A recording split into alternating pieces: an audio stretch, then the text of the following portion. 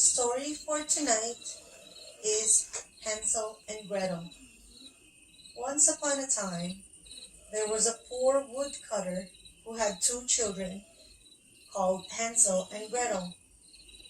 The children's mother had died when they were small, and the woodcutter's new wife was not used to being so poor. After years of struggling to find enough for the family to eat, she had become hard and bitter.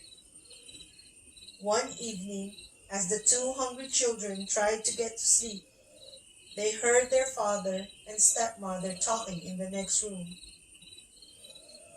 "We cannot afford to feed ourselves and the children," said the woman. "At this rate, we shall all starve. Tomorrow, we must take the children into the forest and leave them there." The woodcutter protested, but he could not bear to lose his wife, and in the end he agreed. The children were very frightened, but Hansel comforted his sister. "Don't worry," he said. "I'll slip out and find some white stones. If I drop them along the path, we'll be able to find our way home." The next day, Hansel did just as he had said. The woodcutter and his wife left the children in the forest, promising to return. Instead, they went straight home.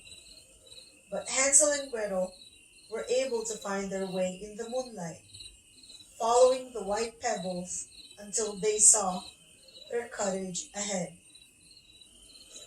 The woodcutter was overjoyed to see them, but his wife set her mouth in a hard line and looked away.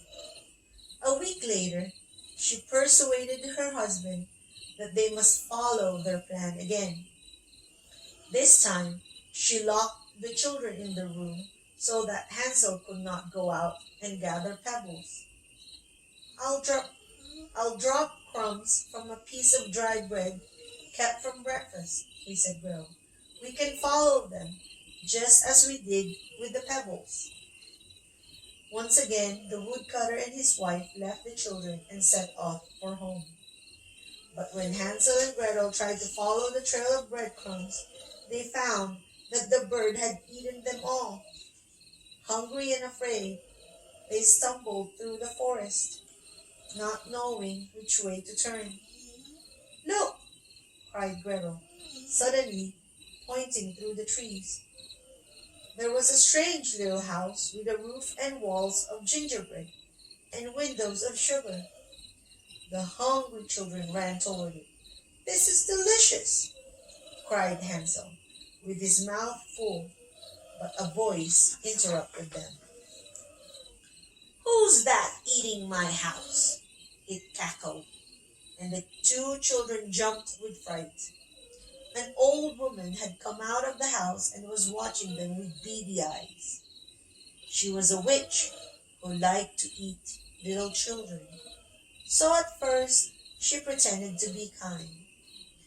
"Come inside, and I will give you some good bread and soup," she said.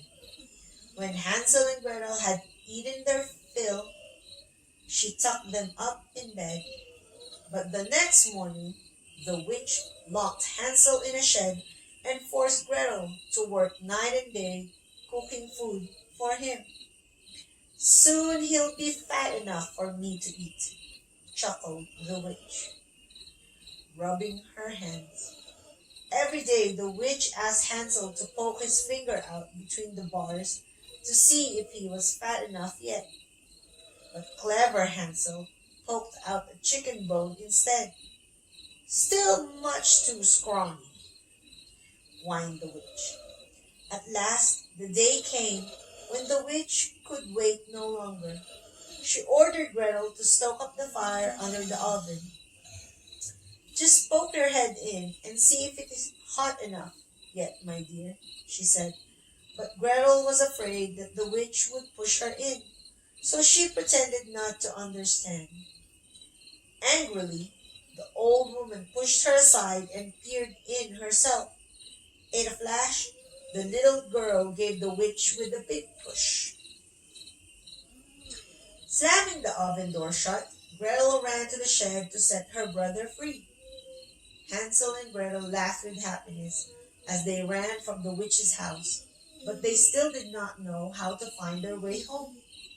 Then a bird flying high above called to them. I ate your breadcrumbs before, it chirped. I will lead you home. So Hansel and Gretel followed the bird and came at last to the woodcutter's cottage. Their father wept with joy to see them. His wife had gone back to her family, and not a day had passed that he had not searched in vain for his children. We have one more surprise, smiled Hansel and Gretel, emptying their pockets. We found gold and silver coins in the witch's house. We shall never be poor again. So Hansel and Gretel and their father lived happily ever after together in the little cottage. The end. Good night, boys.